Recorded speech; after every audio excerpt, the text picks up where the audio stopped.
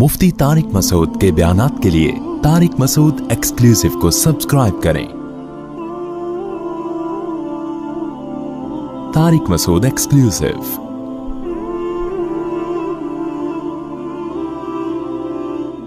सुब्हानल्लज़ी अस्रा बिअब्दिही लैलन, पाक है वो ज़ात जो अपने बंदे को रात के थोड़े से हिस्से में ले गया मस्जिद हराम से मस्जिद अक्सा की तरफ, वो मस्जिद अक्सा जिसके इर्द गिर्द हमने बरकतें रखी हैं। इसमें मेराज के वाक़े का तज़किरा है। रसूलुल्लाह सल्लल्लाहु अलैहि वसल्लम को नबूवत मिलने के बाद और हिजरत से पहले रात में जिब्रील अलैहिस्सलाम आए। अहादीस में ये मज़मून बहुत वाज़ेह है, कुरान में बहुत इजमाल है, डिटेल नहीं है। अहादीस में बुखारी मुस्लिम की सही अहादीस हैं, बहुत कसीर रिवायात हैं जिनमें बहुत डिटेल के साथ अल्लाह ने नबी सल्लल्लाहु अलैहि वसल्लम ने इस मज़मून को बयान किया और कुरान में इजमाली बयान हुआ है। और अहादीस में जो हमें वाक़या मिलता है उसका खुलासा ये है कि रात के थोड़े से हिस्से में एक मोजज़ा ज़ाहिर हुआ। अल्लाह ताला ने अपने हबीब सल्लल्लाहु अलैहि वसल्लम को रात के थोड़े से हिस्से में बुराक पर बिठाया, बुराक जो खच्चर को कहते हैं अरबी में, और वो बिजली की तेज़ी के साथ उसने सफ़र किया। मस्जिद हराम से रातों रात वो लेकर गया मस्जिद अक्सा। फिर अहादीस में आता है कि कुरान में तो इतना ही है कि मस्जिद हराम से मस्जिद अक्सा लेकर गया ताकि हम अपनी बड़ी बड़ी निशानियाँ दिखाएं। इसमें इशारा है कि और भी फिर अल्लाह ताला ने आपको निशानियाँ दिखाई, जिसकी तफसील हदीस में है कि अल्लाह ताला आसमानों पे लेकर गया आपको।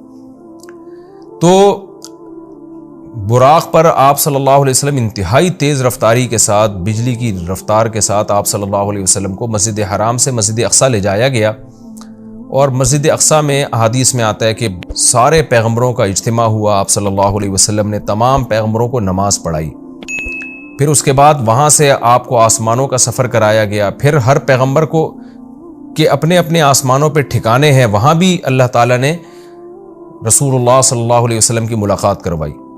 हदीस में आता है आप सल्लल्लाहु अलैहि वसल्लम मूसा अलैहिस्सलाम से मिले और आपने मूसा अलैहिस्सलाम का हुलिया बयान किया। आप सल्लल्लाहु अलैहि वसल्लम यूसुफ अलैहिस्सलाम से मिले और आपने फरमाया कि मैं जब मिला तो मैंने देखा कि आधी दुनिया का, यानी इस दुनिया में जितना हुस्न है अकेला आधा अल्लाह ने यूसुफ अलैहिस्सलाम को दिया है। इब्राहीम अलैहिस्सलाम से मुलाकात हुई। फिर सिदरतुल मुंतहा तक आपको ले जाया गया, जैसे कि सूरह नजम में है वलक़द रआहु मर्रतन उख़रा, कि अल्लाह ने हमारे नबी सल्लल्लाहु अलैहि वसल्लम ने, मोहम्मद सल्लल्लाहु अलैहि वसल्लम ने जिब्रील को भी देखा है। एक तो उफ़ुक़ आला में देखा है और एक और दफ़ा भी देखा है इंद सिदरतिल मुंतहा, सिदरा मुंतहा पर। सिदरा अरबी में बेरी के दरख्त को कहते हैं, मुंतहा का माना किनारा, यानी बिल्कुल गोया के कायनात के आखिरी किनारे पर एक बेरी का दरख्त है। उसकी कैफियत क्या है, इसी तरह का है, कुछ और है, वो अल्लाह ही बेहतर जानता है। ज़ाहिर है ये वाली कैफियत तो नहीं है उसकी, हदीस में दूसरी कैफियत उसकी मनकूल है, तो वो अल्लाह ही को उसका इल्म है कि वो किस तरह का दरख्त है। उसको बेरी से ताबीर किया गया, उसकी वजह क्या है, ये सारी बातें गैब का इल्म है जिनको अल्लाह के सिवा इसकी पूरी हकीकत कोई नहीं जानता। हमें जितना बताया गया है हम उस पर ईमान रखते हैं। तो हदीस में आता है कि सिदरतुल मुंतहा है जहाँ उसके बाद उससे आगे कोई नहीं जा सकता। तो अल्लाह के नबी सल्लल्लाहु अलैहि वसल्लम को वहाँ ले जाया गया और वहाँ भी आपने जिब्रील अलैहिस्सलाम को देखा। तो उसका तज़किरा बनी इसराइल में नहीं है बल्कि सूरह नजम में है।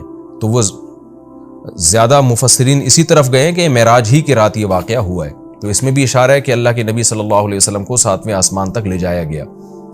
तो ये सारा वाक़या हुआ और रात के थोड़े से हिस्से में, और फिर अल्लाह ताला रसूलुल्लाह सल्लल्लाहु अलैहि वसल्लम को दोबारा वापस ले आए।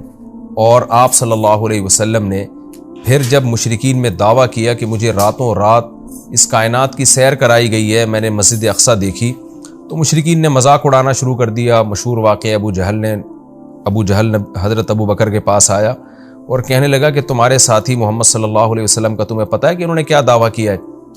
अबू जहल का ख्याल था कि जब मैं ये वाक़या हज़रत अबू बकर को बताऊंगा तो अबू बकर माज़अल्लाह इनकार कर बैठेंगे और बोलेंगे वाकई भाई ये तो मोहम्मद सल्लल्लाहु अलैहि वसल्लम ने माज़अल्लाह झूठ कहा है और आप अल्लाह के नबी नहीं है। तो अबू जहल खुशी खुशी गया और कहा कि तुम्हारे साथी ने क्या कहा है। तो हज़रत अबू बकर ने फरमाया कि क्या वाकई मोहम्मद सल्लल्लाहु अलैहि वसल्लम ने यह दावा किया है। अबू जहल खुश होकर कहने लगा हाँ बिल्कुल दावा किया है। हज़रत अबू बकर ने कहा कि फिर बिल्कुल सही कहा होगा, फिर वाकई ऐसा हुआ होगा उनके साथ, क्योंकि मोहम्मद सल्लल्लाहु अलैहि वसल्लम झूठ नहीं बोलते।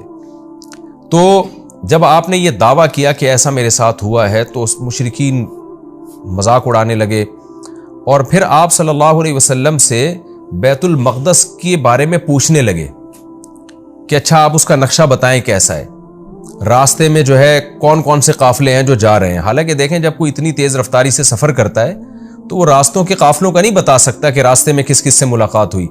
اور ایک دفعہ کسی عمارت کی جب زیارت ہوتی ہے تو پورا نقشہ بھی ذہن میں نہیں رہتا. تو حدیث میں آتا ہے کہ جب مشرکین نے نبی صلی اللہ علیہ وسلم سے یہ باتیں پوچھی ہیں نا تو اللہ تعالیٰ نے پوری مسجد اقصیٰ آپ صلی اللہ علیہ وسلم کے سامنے رکھ دی، یعنی آپ کی نظروں کے سامنے رکھ دی، اور ان قافلوں کا بھی بتا دیا. تو نبی صلی اللہ علیہ وسلم ایک ایک کی خبر دیتے رہے. اور جب وہ قافلے واپس لوٹے ہیں تو جیسے جیسے نبی نے بتایا تھا اسی طرح انہوں نے خبر دی مشرکین کو. اور مشرکین حیران ہو گئے کہ نبی صلی اللہ علیہ وسلم نے کیسے وہ پورا نقشہ بتا دیا، حالانکہ آپ صلی اللہ علیہ وسلم کبھی مسجد اقصیٰ گئے نہیں ہیں، لیکن عرب کے سفر ہوتے تھے تو وہ وہی اسی طرح بیان کیا جس طرح سے مسجد اقصیٰ تھی. تو یہ ایک معجزہ اللہ نے ظاہر کرنا تھا. اس میں بہت ساری حکمتیں تھیں اور اس میں بہت سارے مضامین ہیں. سب سے پہلا سوال اس میں عام طور پر کیا جاتا ہے کہ اللہ کے حبیب صلی اللہ علیہ وسلم نے اللہ کی زیارت معراج کی رات کی یا نہیں کی. اس بارے میں دونوں طرف روایات ہیں، کوئی مضبوط بات ہمیں اس بارے میں ملتی نہیں ہے کہ زیارت ہوئی ہے. جن احادیث میں آتا ہے کہ زیارت کی وہ قابل تعویل ہیں، اور بعض روایتوں میں صراحتاً نفی ہے. اس لیے اس بارے میں کوئی بھی شخص کوئی بھی نظریہ رکھ لے تو رکھ سکتا ہے. میرا اپنا رجحان یہ ہے کہ کسی مضبوط دلیل سے یہ ثابت ہوتا نہیں ہے کہ ہمارے حبیب صلی اللہ علیہ وسلم نے اس رات میں واقعی اللہ کی زیارت کی ہے. کوئی مضبوط روایت نہیں ہے، اور جو نفی کی روایتیں ہیں وہ زیادہ مضبوط ہیں، واللہ عالم. دوسرا یہ کہ اس میں حکمت کیا تھی، تو پہلی حکمت تو یہی تھی کہ نبی کا ایک معجزہ ظاہر کرنا تاکہ عربوں کو آپ کی نبوت پہ یقین آئے معجزات کے ذریعے. دوسری ایک بہت بڑی حکمت علماء نے یہ بیان کی ہے کہ اللہ تعالیٰ کیونکہ نبی صلی اللہ علیہ وسلم کو آخری نبی اور سب سے افضل نبی بنایا، تو آپ کے ساتھ ایک ایسا معجزہ ظاہر کیا گیا کہ جس سے آپ کا مقام تمام پیغمبروں سے بلند ہونا ثابت ہو جائے. اب دیکھیں اللہ کے حبیب صلی اللہ علیہ وسلم تو مسجد اقصیٰ سفر کر ہی نہیں، بہت مشکل تھا آپ کے لیے وہاں تک سفر کرنا، جبکہ مسجد اقصیٰ زیادہ تر پیغمبروں کا قبلہ رہا ہے. تو اتنی مقدس سرزمین سے اللہ تعالیٰ اپنے حبیب صلی اللہ علیہ وسلم کو اس کی برکتوں سے کیسے محروم کر سکتے تھے؟ تو اللہ تعالیٰ کی حکمت نے یہ تقاضا کیا کہ وہ سرزمین جو موسیٰ کلیم اللہ کا قبلہ رہی ہے، جو ابراہیم علیہ السلام جہاں نماز پڑھا کرتے تھے، جہاں یعقوب علیہ السلام، اسماعیل علیہ السلام، اسحاق علیہ السلام اور عیسیٰ علیہ السلام، یہ سارے پیغمبر گزرے، تو اس زمین کی برکت نبی صلی اللہ علیہ وسلم بھی حاصل کریں. ایک تو یہ، اور دوسرا اس زمین کو پیغمبر کی برکت بھی ملے، یعنی اس زمین کی فضیلت میں اور اضافہ ہو کہ اتنے سارے پیغمبر یہاں آئے ہیں، تو یہ کیسے ہو سکتا ہے کہ محمد صلی اللہ علیہ وسلم کے قدم یہاں نہ ہوں، تاکہ اس بیت المقدس کی فضیلت اور زیادہ بڑھ جائے. یہ نہ کہا جا سکے کہ یہ جگہ تمام پیغمبر تو آئے مگر محمد صلی اللہ علیہ وسلم نہیں آئے. تو اللہ نے اس جگہ کو بھی مزید برکتیں دیں اور محمد صلی اللہ علیہ وسلم کی برکتوں میں بھی اللہ نے اضافہ کیا تاکہ آپ کی فضیلت ثابت ہو جائے.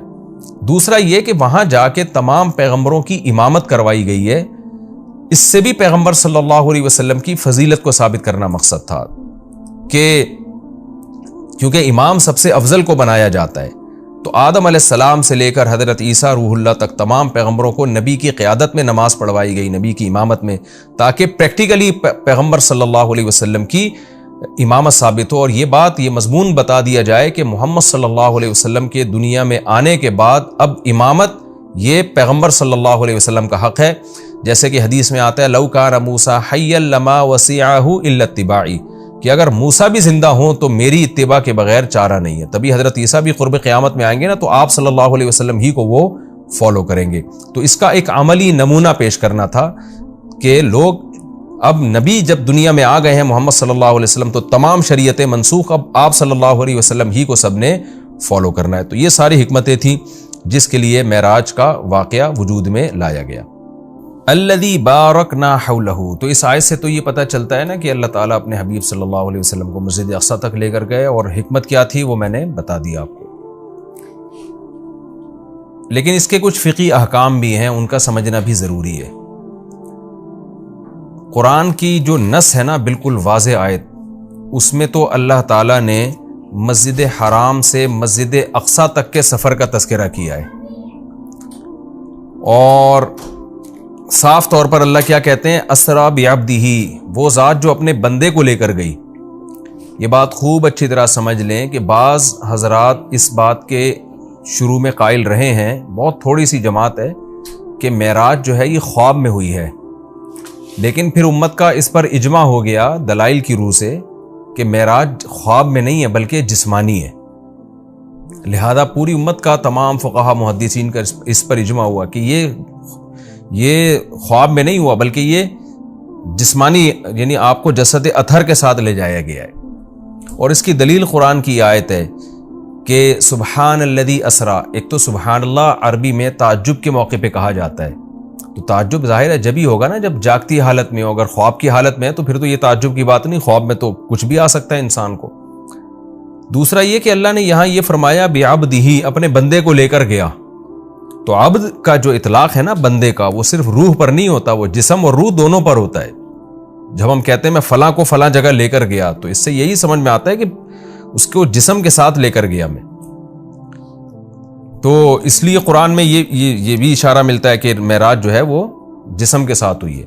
تو جو حضرات کہتے ہیں نا کہ روح کے ساتھ ہوئی ہے یعنی خواب میں ہوا ہے، وہ استدلال کرتے ہیں سورہ بنی اسرائیل کی ایک آیت میں جو آگے آئے گی انشاءاللہ، جس میں آتا ہے وَمَا جَعَلْنَا الرُّؤْيَا الَّتِي أَرَيْنَاكَ إِلَّا فِتْنَةً لِلنَّاسِ وَالشَّجَرَةَ الْمَلْعُونَةَ فِي الْقُرْآنِ۔ یہ سورہ بنی اسرائیل میں اسی صورت میں آگے یہ آیت آ رہی ہے، میں اس کا نمبر بھی آپ کو بتا دیتا ہوں۔ یہ آیت نمبر 60 ہے اسی سورہ بنی اسرائیل کی، وَمَا جَعَلْنَا الرُّؤْيَا الَّتِي أَرَيْنَاكَ۔ رؤیا جو ہے نا قرآن میں خواب پر بھی اس کا اطلاق کیا گیا ہے، جیسے کہ سورہ یوسف میں آتا ہے کہ لا تقصص رؤیاک علی اخوتک، رؤیا اے میرے بیٹے اے یوسف تو اپنے خواب لوگوں کے اپنے بھائیوں کے سامنے بیان نہ کرنا۔ تو رؤیا کا اطلاق چونکہ خواب پر بھی ہوتا ہے، لہذا بعض لوگوں نے یہ کہا کہ قرآن کہہ رہا ہے وما جعلنا الرؤیا التي اریناک، اے نبی جو رؤیا ہم نے آپ کو دکھایا وہ ہم نے لوگوں کی آزمائش کے لیے دکھایا ہے۔ تو اس سے بعض لوگوں نے استدلال کیا ہے اس زمانے کے اسکالرز نے کہ دیکھیں قرآن تو رؤیا کہہ رہا ہے، رؤیا تو خواب کو کہتے ہیں، تو اس سے پتہ چلتا ہے کہ جو معراج تھا، معراج کا واقعہ ہوا یہ خواب میں ہوا ہے، یہ جاگتی حالت میں نہیں ہوا۔ لیکن خوب سمجھ لیں عربی میں جو رؤیا کا لفظ ہے یہ منظر کے معنی میں استعمال ہوتا ہے، منظر، سین جسے انگلش میں کہتے ہیں سین، رؤیا کا رؤیت سے نکلا ہے دیکھنا، وہ چیز جو دیکھی جائے۔ تو خواب بھی چونکہ ایک سین ہوتا ہے، منظر ہوتا ہے، اس لیے اس کو رؤیا کہا جاتا ہے۔ یہ مطلب نہیں ہے کہ ہمیشہ رؤیا کا اطلاق خواب پر ہی ہوگا، اور اس کی دلیل اسی آیت میں موجود ہے۔ قرآن کیا کہہ رہا ہے، ہم نے جو آپ کو منظر دکھایا وہ اس لیے دکھایا تاکہ لوگوں کی آزمائش کا ذریعہ بنے۔ آزمائش جب ہی ہوگی نا جب کچھ اس کو مانیں گے، جب کچھ انکار کریں گے۔ اگر یہ خواب ہوتا تو پھر آزمائش تھوڑی ہوتی، پھر تو مشرکین بھی کہہ لیتے بھائی خواب تو کچھ بھی آ سکتا ہے۔ اور آگے قرآن کیا کہہ رہا ہے وَالشَّجَرَةَ الْمَلْعُونَةَ فِي الْقُرْآنِ، اسی طرح وہ درخت جو ملعون درخت ہے جس کو شجرہ زقوم کہا گیا ہے، وہ بھی ہم نے ایک لوگوں کے لیے آزمائش بنایا ہے۔ کیونکہ جب مشرکین مکہ کو بتایا گیا کہ کڑوا درخت ہے جہنم میں، تو فوراً انہوں نے کہا کہ درخت تو آگ میں اگ ہی نہیں سکتا، یہ تو پاسبل ہی نہیں ہے۔ تو اللہ نے اس کا جواب دیا کہ وہ جہنم کی جڑ، اس کی جو جڑیں ہیں وہ جہنم کی تہ میں ہیں۔ اور پھر اللہ نے بتایا کہ ہم نے وہ درخت اس لیے پیدا کیا ہے تاکہ یہ جو لوگ ہیں، جو مادہ پرست لوگ ہیں، یہ خدا کی قدرت کا انکار کریں، اور یہ انکار کریں کہ کہیں کہ درخت آگ میں نہیں پیدا ہو سکتا، جبکہ اللہ تو سب کچھ کر سکتا ہے۔ تو اب دیکھیں قرآن کیا کہہ رہا ہے کہ ہم نے جو ملعون درخت ہے وہ بھی لوگوں کے لیے فتنہ بنایا۔ کیا مطلب؟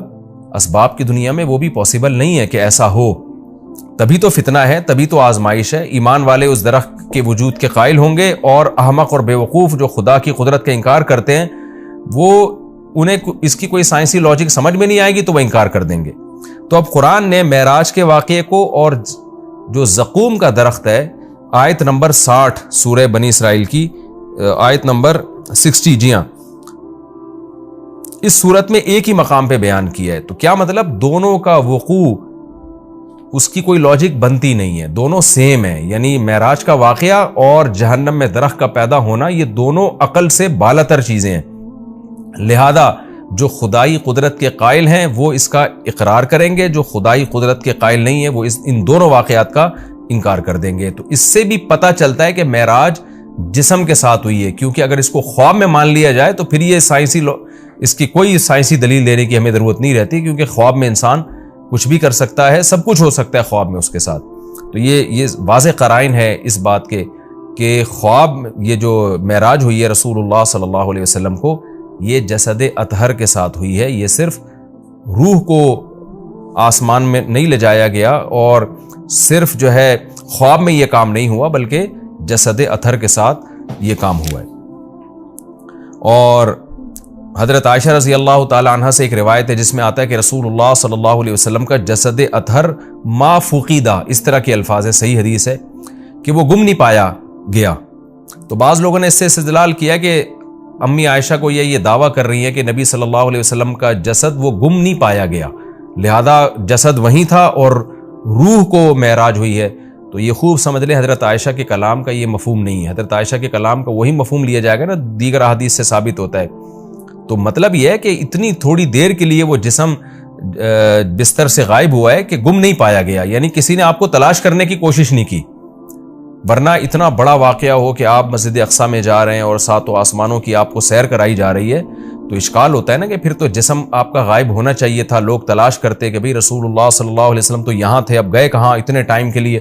تو اتنا تھوڑے عرصے میں یہ آنن فانن بجلی کی رفتار کے ساتھ ہوا ہے کہ رسول اللہ صلی اللہ علیہ وسلم کو تلاش کرنے کی کوشش نہیں کی گئی۔ ایک سیکنڈ کے بھی ہو سکتا ہے ہزارویں حصے کے اندر یہ کام ہوا۔ اب رہا یہ مسئلہ کہ یہ کام سیکنڈ کے ہزارویں حصے میں ہو کیسے گیا؟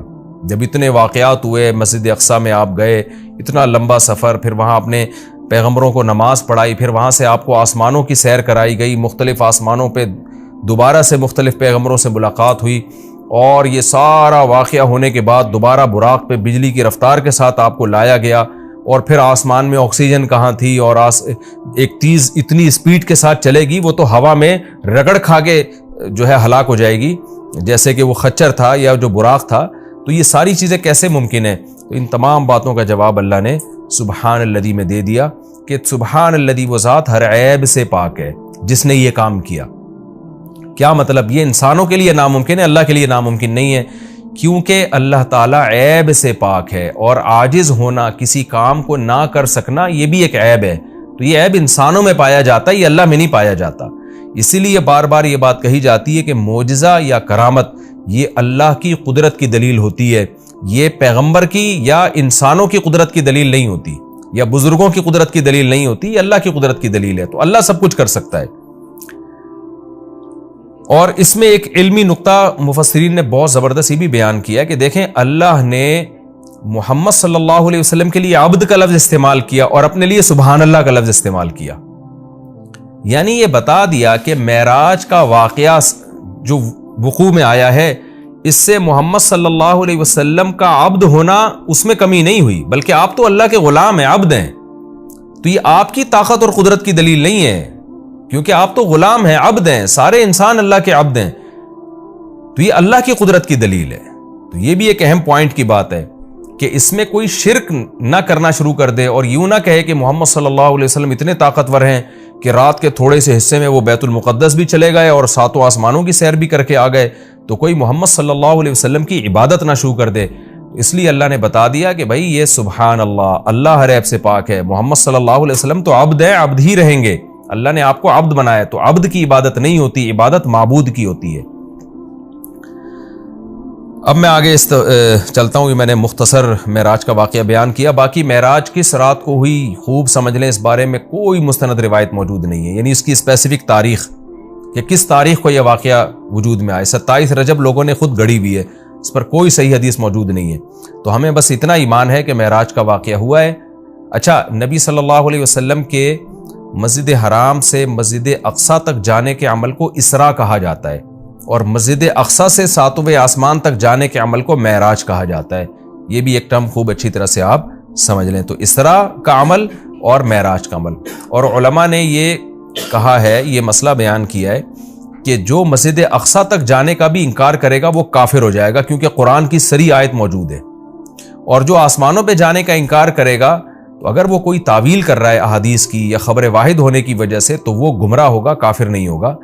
لیکن جو ضد اور ہٹ دھرمی میں انکار کر رہا ہے صرف نبی صلی اللہ علیہ وسلم کی بات کو غلط قرار دے کر، تو پھر وہ بھی کافر ہو جائے گا۔ تو اس لیے معراج کا یعنی مسجد حرام سے مسجد اقصیٰ تک جانے کا تو قرآن میں چونکہ صراحتاً ذکر ہے، اس کا انکار تو بالکل قرآن کا انکار کہلائے گا، اور جو احادیث کا انکار کرتا ہے تو اگر کوئی تعویل کرتا ہے تو گمراہ کہلائے گا، تعویل نہیں کرتا تو پھر وہ بھی کافر کہلائے گا۔ آگے اللہ فرماتے ہیں الذی بارکنا حولہ، اس مسجد اقصی جس کے ارد گرد ہم نے برکتیں رکھی ہیں. ارد گرد چونکہ سرزمین شام ہے تو اس میں اللہ نے برکتیں رکھیں، دنیاوی برکتیں بھی رکھی ہیں اور روحانی برکتیں بھی. روحانی برکتیں یہ ہیں کہ جتنے پیغمبر اس سرزمین میں آئے کسی دوسری زمین میں نہیں آئے، اور جتنے پیغمبروں کی وہاں قبریں ہیں سرزمین شام میں اور بیت المقدس میں، اتنی قبریں پیغمبروں کی کہیں نہیں ہیں، کسی اور جگہ پہ اتنی قبریں نہیں ہیں. اور دنیاوی برکتیں کیا ہیں کہ وہاں کی پیداوار، وہاں کی ہوا وہ بہت صحت کے لیے مفید ہے. انار، وہاں کا زیتون، وہاں کی انجیر، یہ سارے ایسے برکت والے پھل اللہ وہاں پیدا کرتا ہے اور بہت وافر مقدار میں. میں ترکی کے میں شام کے بارڈر تک گیا ہوں. پہلے تو شام کا علاقہ بہت وسیع تھا، تو یہ تو اب جو شام ہے یہ تو تھوڑا سا رہ گیا ہے. نبی صلی اللہ علیہ وسلم کے دور کا جو شام ہے وہ تو بہت وسیع رقبہ تھا.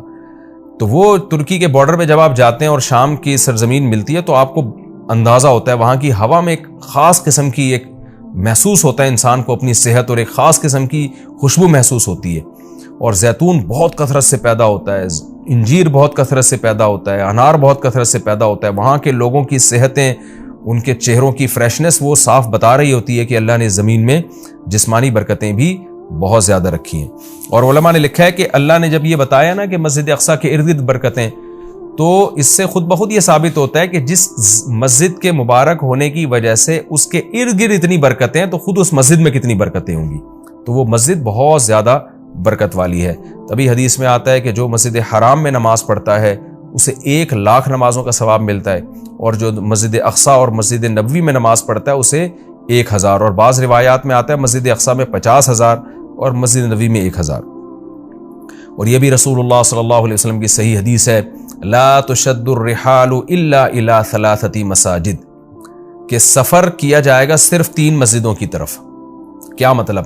وہ سفر جو بنیت عبادت ہو، بنیت عبادت یعنی 3 مسجدیں ایسی ہیں جن کی طرف سفر کر کے ان مسجدوں کی زیارت کرنا ہی عبادت ہے. ویسے تو کوئی بھی مسجد ہو آپ ویسے دیکھنے کے لیے چلے جائیں، اس کو سفر کر کے بھی انسان جا سکتا ہے ویسے ہی دیکھنے کے لیے بھئی مسجد کیسی بنی ہے، خوبصورت ہے یا نہیں. لیکن اعلیٰ وجہ تقرب یعنی وہ سفر جو بطور عبادت کے ہوگا، ان میں صرف 3 مسجدیں ایسی ہیں جن کی طرف زیارت کے لیے سے جانا ہی بذات خود شریعت میں مقصود ہے اور ایک عبادت ہے، اور ان میں جا کے نماز پڑھنے کی اضافی بہت زیادہ فضیلت ہے. تو وہ 3 مسجدیں آپ نے فرمایا، ایک مسجد حرام، ایک مسجد اقصی اور ایک مسجد نبوی. تبھی مسلمان جب تک مسجد اقصی آزاد نہیں تھی تو مسلمان مسجد اقصی بھی سفر کر کے جایا کرتے تھے، مسجد حرام بھی، اور مسجد نبوی تک تو الحمدللہ اب بھی جاتے ہیں. اور اللہ سے ہم دعا کرتے ہیں کہ اللہ تعالیٰ مسجد اقصی کو دوبارہ آزاد کرائے تاکہ ہمیں بھی وہاں جا کے نماز نصیب ہو اور مسجد اقصی کی ہمیں بھی زیارت نصیب ہو. یہ ہر مسلمان کی تمنا ہے، اور بہت سے لوگوں کو اللہ نے یہ توفیق دی ہے، وہاں جاتے ہیں، اور بہت سے لوگ اس زیارت سے محروم ہیں. تو ہم یہ دعا کرتے ہیں کہ اللہ تعالیٰ وہ مبارک مسجد جس کی طرف اللہ اپنے حبیب صلی اللہ علیہ وسلم کو معجزاتی طور پر لے کر گیا، اور خاص طور پر ہمارے حبیب صلی اللہ علیہ وسلم کو وہاں نماز پڑھوائی گئی معجزاتی طور پر، اللہ ہمیں بھی اس مقدس سرزمین کی زیارت کی توفیق نصیب فرمائے اور ہمارے لیے آسان فرمائے. آگے اللہ فرماتے ہیں لِنُرِيَهُ مِنْ آیَاتِنَا، ہم نے یہ سفر اس لیے کرایا تاکہ ہم محمد صلی اللہ علیہ وسلم کو اپنی نشانیوں میں سے کچھ نشانیاں دکھائیں. وہ نشانیاں یہی ہیں کہ جو معراج کی رات آپ کو دکھائی گئیں، پیغمبروں کی زیارت کروائی گئی، جنت جہنم دکھائی گئی، تو یہ ساری بڑی بڑی نشانیاں تھیں. خود معراج خود ایک بڑی نشانی ہے. إِنَّهُ هُوَ السَّمِيعُ الْبَصِيرُ، اللہ تعالیٰ خوب سننے والا اور دیکھنے والا ہے. یعنی انسان تو محتاج ہے کہ جب تک اسے سنایا نہ جائے وہ سن نہیں سکتا، دکھایا نہ جائے وہ دیکھ نہیں سکتا. تو پیغمبر صلی اللہ علیہ وسلم بھی خود سے نشانیاں نہیں دیکھ سکتے، اللہ نے دکھائیں، اللہ نے سنائی. لیکن اللہ وہ ذات ہے جو سمیع بھی ہے اور بصیر بھی، اسے وہ ہر وقت ہر چیز کو دیکھ بھی رہا ہے اور ہر وقت ہر چیز کو سن بھی رہا ہے. آگے اللہ تعالیٰ ارشاد فرماتے ہیں وَآتَيْنَا مُوسَى الْكِتَابَ، یہ پیغمبروں کا سلسلہ نیا نہیں ہے، پرانا ہے. ہم نے محمد صلی اللہ علیہ وسلم کو جیسے کتاب دی ہے اور محمد صلی اللہ علیہ وسلم کو نشانیاں دکھا رہے ہیں، تو آپ سے پہلے موسیٰ علیہ السلام کو بھی ہم کتاب دے چکے ہیں. اور بیت المقدس کا تذکرہ ہے نا، تو یہودی بیت مقدس پہ ہمیشہ سے دعویٰ کرتے رہے کہ بیت المقدس تو ہمارا ہے اور اس میں تو ہمارے پیغمبر مدفون ہیں. تو اس کا بھی اللہ جواب دے رہے ہیں کہ ہم نے اہل یہودیوں کو کتاب دی تھی، مگر انہوں نے کتاب کا حشر کیا. تو آگے پورے رکوع میں اسی کی تفصیل ہے کہ کس طرح انہوں نے خدا کی نافرمانی کی ہے، جس کے نتیجے میں اللہ نے ان سے یہ خلافت چھینی ہے اور بیت المقدس ان سے چھینا گیا ہے. تو اسی کا تذکرہ ہے. وَآتَيْنَا مُوسَى الْكِتَابَ، ہم نے موسیٰ کو کتاب دی. وَجَعَلْنَاهُ هُدًى، اور ہم نے ہدایت بنایا تھا اس کتاب کو. لِبَنِي اسرائیل، بنی اسرائیل کے لیے. اللہ تتخذوا من دونی وکیلا، اور ان سے کہا تھا میرے سوا کسی کو کارساز نہ بنانا، اللہ ہی سے دوستی لگانا، اللہ ہی کو اپنا وکیل یعنی کارساز سمجھنا کہ اللہ ہی تمہارے کام بنائے گا بگاڑے گا، لہذا اللہ ہی سے بنا کے رکھنا ہے. وکیل کہتے ہیں جو آپ کے کام بنانے والا ہوتا ہے. تو جب اللہ پہ اعتماد اور توکل کرو گے، اللہ ہی کو کارساز سمجھو گے، تو پھر ظاہر ہے اس کی اطاعت بھی کرو گے نا. مگر یہودیوں نے ایسا نہیں کیا. آگے اللہ خطاب کرتے ہیں ذریۃ من حملنا مع نوح، اے وہ لوگو جن کو ہم نے نوح کے ساتھ سوار کیا تھا، اے ان کی ذریت. یعنی اللہ تعالیٰ ہم سب سے، پوری انسانیت سے خطاب کر رہے ہیں کہ تم وہ لوگ ہو جن کو ہم نے نوح کے ساتھ کشتی میں سوار کیا تھا، ان کی اولادیں ہو تم. نوح علیہ السلام کے ساتھ کشتی میں بہت سے لوگ سوار ہوئے تھے. ان میں نوح علیہ السلام کے 3 بیٹے بھی تھے، حام، سام اور یافس، جن کا نام بیان کیا جاتا ہے. تو باقی ساری نسل انسانیت کی انہی 3 بیٹوں سے چلی ہے. تو وہ چونکہ کشتی میں نوح علیہ السلام کے ساتھ سوار تھے، اس لیے اللہ نے کہا کہ تم اے انسانوں، تم ان کی نسلیں ہو جن کو نوح علیہ السلام کے ساتھ ہم نے کشتی میں سوار کیا تھا، جو ان کے 3 بیٹے تھے. تو گویا اللہ کا بہت بڑا احسان ہے کہ تمہارے جو باپ دادے تھے نا، نوح علیہ السلام اور ان کے 3 بیٹے، وہ تو شکر گزار بندے تھے جن کے شکر گزاری کی وجہ سے پوری انسانیت کو تباہ کر کے ہم نے چند لوگوں کو کشتی میں سوار کیا تھا. آگے تم انہی کی نسلیں ہو. اگر وہ شکر گزار نہ ہوتے تو تمہیں بھی زندگی اور حیات نہ ملتی. اس لیے آگے فرمایا انہ کان عبدا شکورا، نوح تو اللہ کے شکر گزار بندے تھے. تو تم انہی کی اولاد ہو جن کو ہم نے کشتی میں سوار کیا. تو گویا کشتی میں سوار کرنے والوں پر بھی ہم نے احسان کیا اور تم پر بھی ہم نے احسان کیا، کیونکہ اگر ان کو ہم کشتی میں سوار نہ کرتے اور طوفان میں غرق کر دیتے تو تم بھی پیدا نہ ہوتے. تو اللہ تعالی ہمیں ترغیب دے رہے ہیں کہ تمہارے باپ شکر گزار تھے جن کی وجہ سے ان کو اور ان کے بیٹوں کو میں نے کشتی میں سوار کر کے بچایا، تو انہی کی وجہ سے میں نے تمہیں بھی بچایا. تو اے ان لوگوں کی ذریت، اے ان لوگوں کی نسلوں جن کو میں نے نوح کے ساتھ کشتی میں سوار کیا تھا، نوح شکر گزار آدمی تھے. تو کیا مطلب؟ تم بھی میری ان آیات کو غور سے سنو اور تم بھی شکر گزار بنو.